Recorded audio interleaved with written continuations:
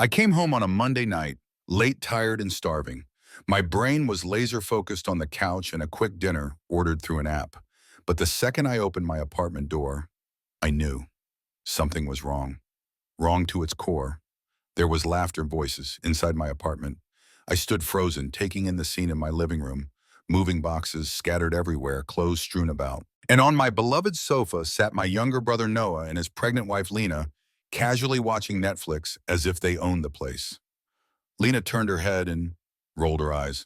"Oh, good you're back. We've been here all day. No asking, no permission, just an assertion, like my apartment was some kind of procreation prize for them."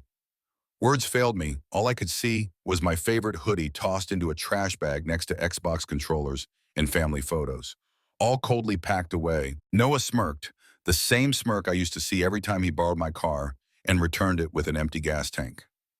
"Mom said you'd help," he said. "You owe us, remember?" "Oh, what did I owe?" "Oh, right. That one time in high school, he made up a story about me studying to help me sneak out to a party. 15 years ago. I swallowed my anger and forced out a question. "How did you guys get in here?" Lena shrugged. "Spare key, duh. Your mom said you wouldn't mind." My mom. I opened my phone, 17 WhatsApp messages, all praising, congratulating, and lauding my sacrifice. A complete prefabricated lie. The whole family had been informed. Except for me, I walked into my bedroom. My closet was empty. Their clothes hung neatly inside. On my bed was a cream-colored duvet cover with little ducks on it. Definitely not my style, but theirs. The computer I'd painstakingly built was unplugged, tucked away like a discarded item. Lena called out, "We're turning the office into a nursery. All this techie stuff needs to go. My mom's bringing the crib on Saturday." Then she kicked my best friend's ceramic mug. No apology, no looking back. "Oops." I turned around. "Cold 48 hours, I said slowly.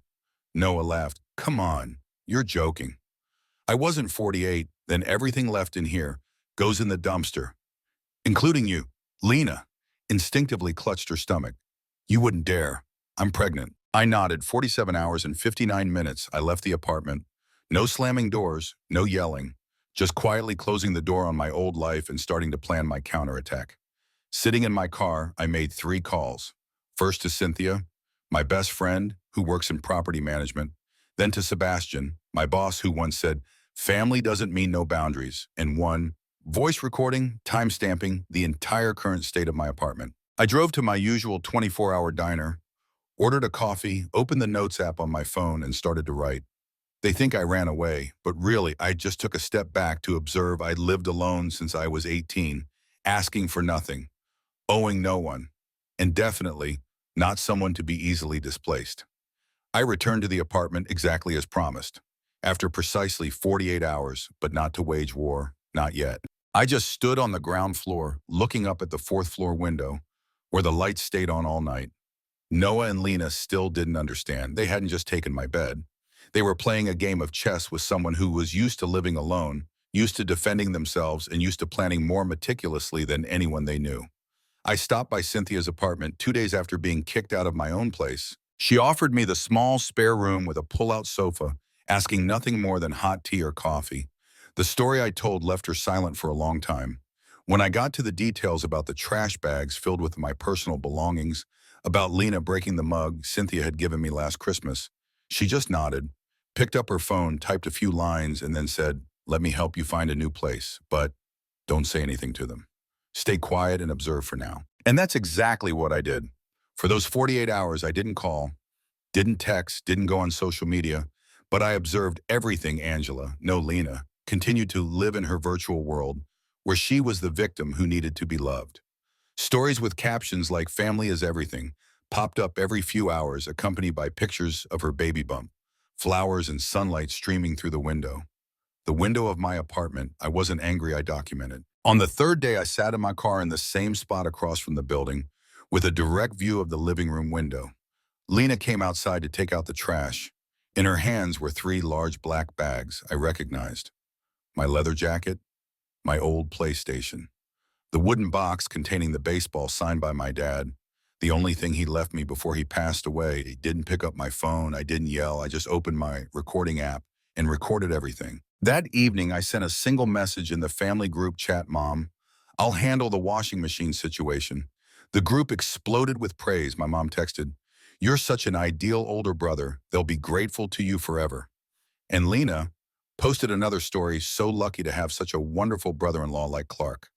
I sat there alone, finishing my cold coffee, and smiled. Noah thought I didn't know he was unemployed. But he didn't know that I'd run into Steve, Noah's former boss, at the supermarket last week. A casual greeting turned into a whole file of information. Steve, looking a bit awkward, told me that Noah had been fired 2 months ago for missing meetings, frequently sleeping on the bum, and using the company card for personal purchases. I just nodded as if it were new information. The next morning, I called the building manager. "My name is Clark. I'm the legal tenant of apartment 4B, and I'd like to report unauthorized individuals residing in the unit. They do not have a lease. I did not give them permission to be there." He promised to look into it. I sent him the videos and photos as well. No threats, no harsh words, just providing evidence. I also sent an email to the landlord. Short, clear, and to the point. Attached was a collection of photos of the redecorating Lena had posted. That afternoon, I returned to my usual coffee shop, still at the window seat, sipping and waiting at 6:14 p.m.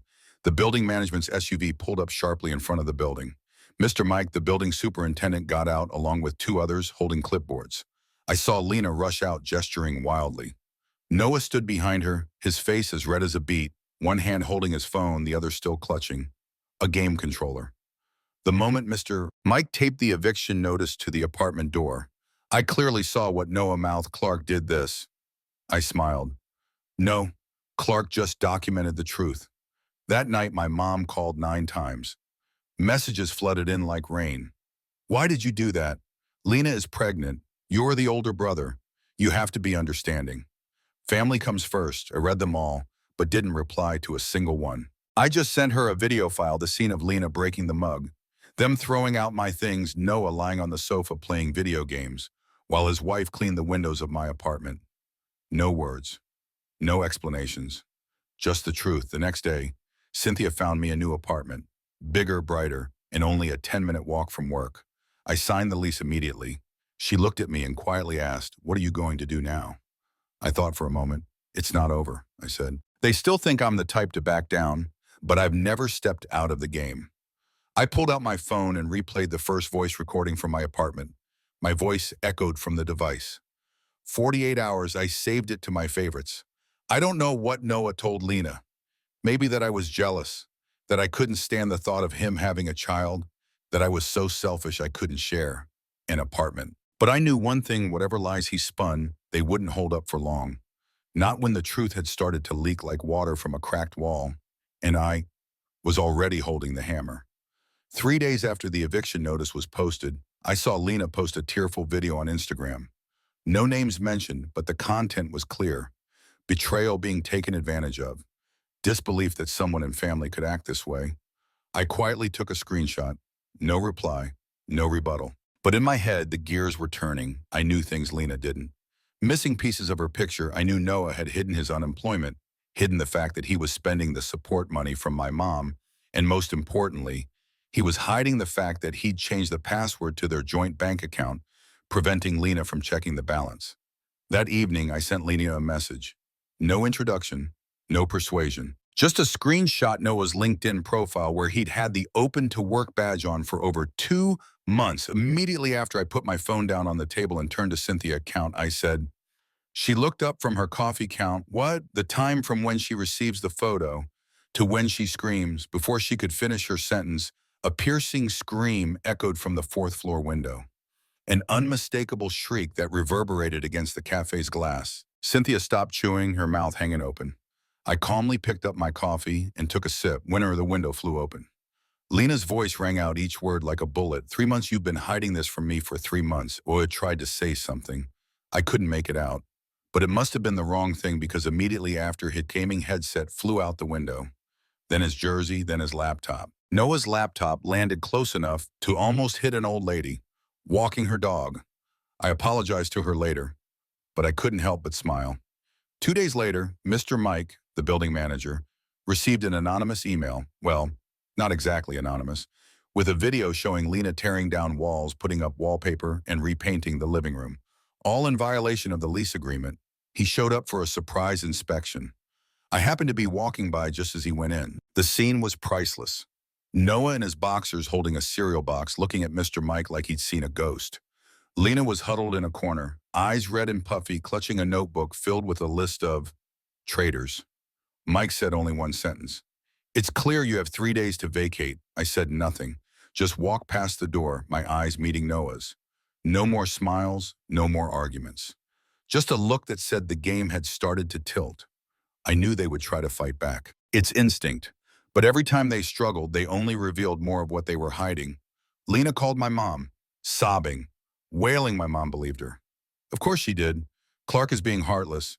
Your brother's wife is pregnant. I didn't argue. I sent her the voice recording from the first day I returned to the apartment. Lena's voice breaking the mug. Noah saying, "You owe us." Remember high school, their voices planning to dismantle my life as if I didn't exist. My mom didn't text back immediately, but an hour later she was at the building. And this time, she wasn't there to scold me. I didn't need to hear the whole conversation to know what was happening. I just needed to hear my mom's voice echoing down the hallway. "I told you to ask your brother, not to invade his apartment, like squatters," Lena cried. Noah hung his head.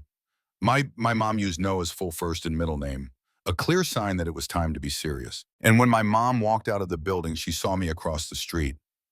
She stopped, hesitated for a moment, then nodded. For the first time in years, I felt like my mom was on my side. That night, I organized the paperwork for my new apartment, lease signed keys in hand. The new apartment had natural light, light wood floors, and zero drama. No one else but me. And that felt like a victory. Noah and Lena still had 3 days, but this time I didn't need to remind them. Everyone had seen it clearly. I wasn't the pushover they thought I was. There are moments in life when people believe they're on top, that no one can pull them down. Noah and Lena had believed that, but I knew one thing: the higher you climb, the harder you fall. And that fall had begun. That morning, the sky was a somber gray, as if foreshadowing what was to come. I sat in my usual coffee shop, laptop open, reviewing one last time everything I had collected. Videos, photos, voice recordings, even the self-incriminating Instagram posts. Nothing complicated, Biden. Just letting the truth speak for itself. And then I sent a few messages, short, precise, to the people who needed to see them. First was Mr. Mike, the building manager. The video of the hacked-out living room wall, the peeling wallpaper, the unauthorized paint job. Second was the landlord, along with photos of the previous apartment repair bills and proof of Lena's story boasting about personally renovating the old apartment. Finally, Lena. Just a simple screenshot. Her bank account was now locked, accompanied by a caption, "Maybe check the password with Noah." If he still dares to answer, I closed my laptop, took a sip of coffee, and waited, and watched around 10 a.m. from the cafe window. I saw Lena burst out of the building. No shoes, just a baggy sweater and pajama pants. Her phone clutched tightly in her hand. She called repeatedly, but Noah didn't answer. A few minutes later, Noah appeared. His walk was unsteady, his hands shoved in his pockets, his face ashen. Gone was his usual arrogance. Gone was the smirk. Lena intercepted him right in the middle of the parking lot. No more tears, no more sobs. Just silence before the storm. Then she slapped Noah hard. The sound echoed across the parking lot. Passers-by stopped.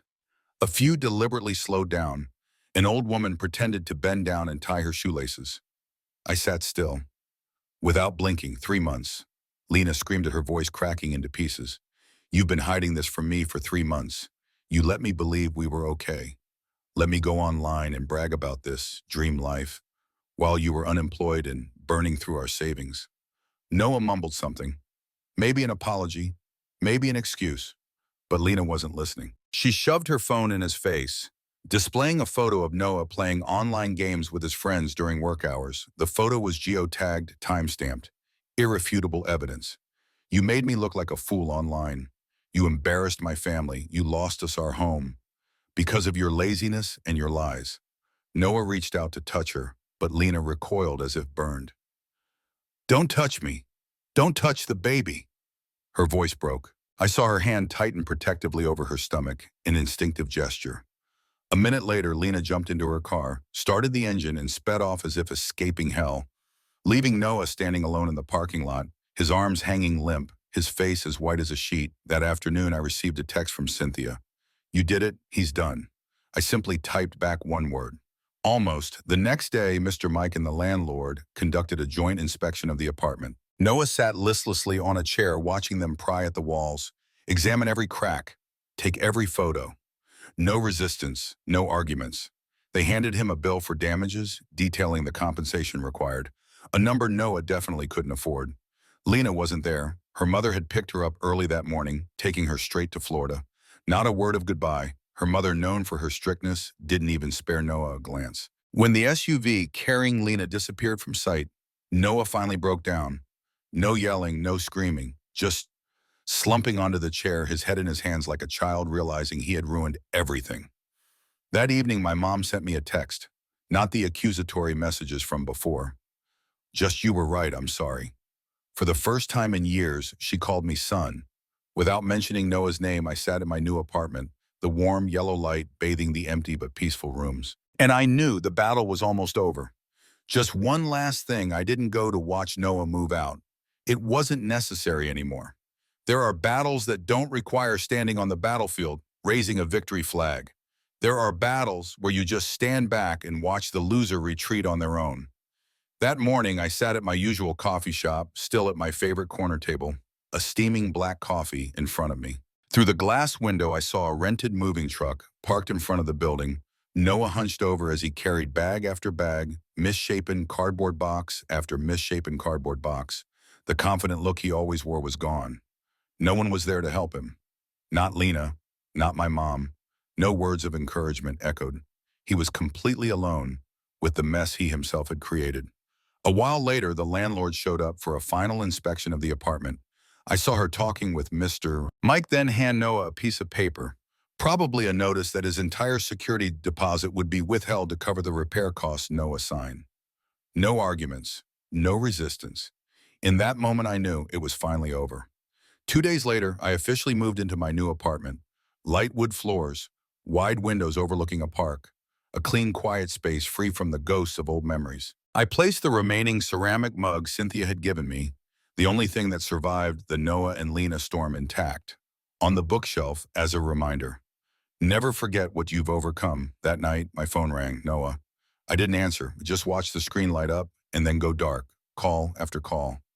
He left a message. "I know I messed up. I'll change. Please give me a chance." I didn't reply. Not out of hatred, but because I understood.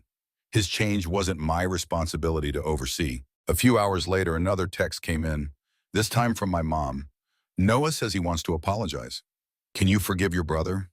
I stared at the screen for a long moment. Then I typed a few words. "I forgive him, but I don't forget I held no resentment. But I also wasn't reopening a closed door." Word spread quickly through the family. People talked about Noah's downfall as a lesson about how I had matured and become tough. Some expressed pity. Others offered quiet support. As for me, I just felt relief. Because finally, I had reclaimed what I had almost lost: my freedom. No more intrusions, no more decisions made for me, no more taking my silence as a nod of agreement. My silence had become my sharpest blade. The first night in my new apartment, I opened the window and let the breeze flow in. The night sky was quiet, sprinkled with tiny twinkling stars. I closed my eyes and smiled. No loud victory, no dazzling glory, just peace. And sometimes that's the greatest victory of all. This is where my story ends.